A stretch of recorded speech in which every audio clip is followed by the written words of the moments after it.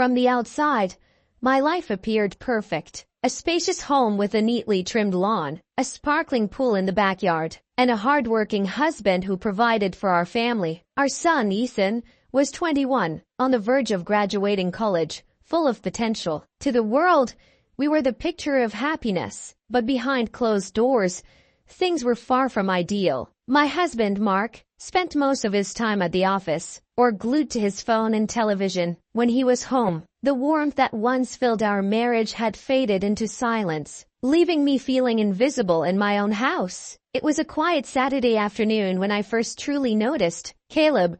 He was Ethan's best friend, confident and well-mannered, someone who had been visiting our home for months. Until that day, he had been just another presence in the background. But as I stood in the kitchen, glancing out the sliding glass doors, something changed. Ethan and Caleb were by the pool, laughing easily. The sunlight caught the droplets on Caleb's toned body as he resurfaced from a dive, his smile carefree and inviting. There was something about the way he carried himself so full of life, so different from my husband's exhausted and distracted demeanor. For a fleeting moment, I found myself unable to look away. I shook off the thought, returning to the dishes, but my mind kept drifting back to him. Over the next few weeks, Caleb spent more time at our house. He and Ethan lifted weights in the garage, played video games late into the night, and lounged by the pool. With each visit, I became more aware of him, his voice, his laughter, even the subtle trace of his cologne lingering in the air long after he left. One afternoon,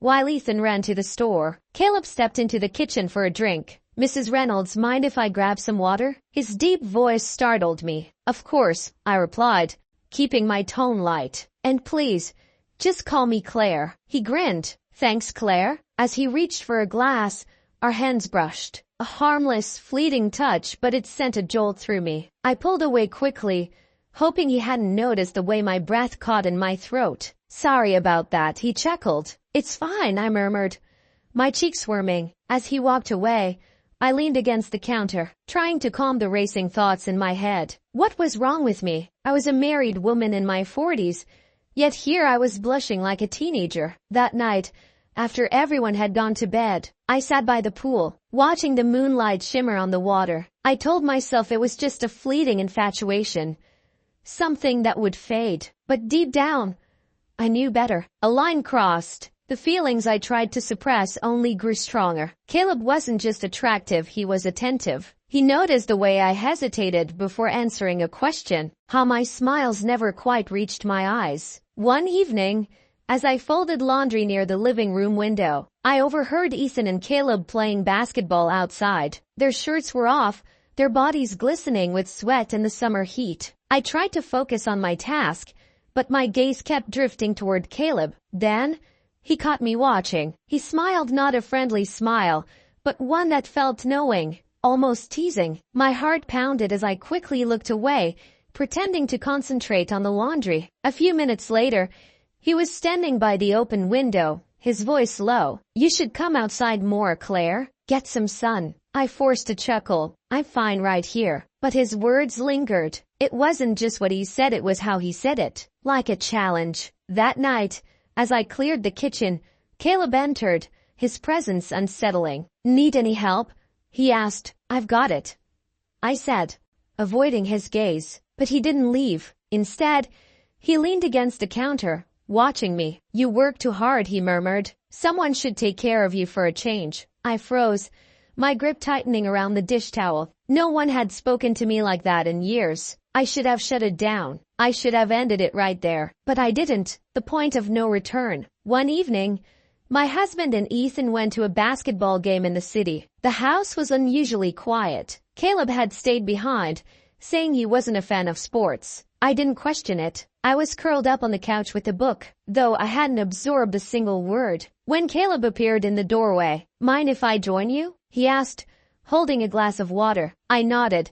He sat beside me closer than he ever had before. The air between us was thick, charged. "You seem nervous," he said after a moment. "I'm fine," I lied, though my hands trembled slightly. He took the book from my hands and set it aside. "Claire," he murmured, his voice steady, "you don't have to pretend with me." Hearing him say my name like that, without the formalities, sent a shiver through me. I can't, I whispered. You can, he countered. I know you feel it too. And I did. I stopped thinking, stopped worrying about the consequences. I leaned in, and he met me halfway. Our lips met, and weeks of unspoken desire exploded in that moment. His hands were strong yet gentle, his touch igniting something long buried. For weeks, we stole moments and secret glances, whispers, fleeting touches that sent electricity through my veins. But secrets never stay hidden forever. The reckoning. One evening, as I cleaned the kitchen, Mark found Caleb's hoodie draped over a dining chair. Did Caleb leave this here? He asked casually. Yes, I said too quickly, my heartbeat racing. He must have forgotten it. Mark narrowed his eyes but didn't press further. The final blow came days later. Mark walked into the kitchen at the worst possible moment, just as Caleb's fingers brushed against mine. The room went silent. Mark's face darkened. What the hell is going on? Ethan appeared in the doorway, confused. What's happening? Mark turned to him, voice sharp. How well do you really know your friend? And in that moment, everything unraveled. Ethan stormed out, devastated. Caleb's confidence shattered, and he left without another word. Mark and I were left standing in the kitchen, the weight of my betrayal suffocating the air between us. Aftermath. The weeks that followed were hell. Ethan refused to speak to me. Mark moved into the guest room. Caleb disappeared from our lives. Some mistakes can never be undone. Months later, I still live with the consequences. My marriage hangs by a thread. My relationship with my son may never recover. And Caleb, he moved on. I saw him once, but we didn't speak. What we had wasn't love. It was a mistake, one that cost me everything. Now, I live in a quiet house, haunted by my choices. Some lines once crossed can never be redrawn. If you found this story gripping, don't forget to like and subscribe for more intense and emotional tales.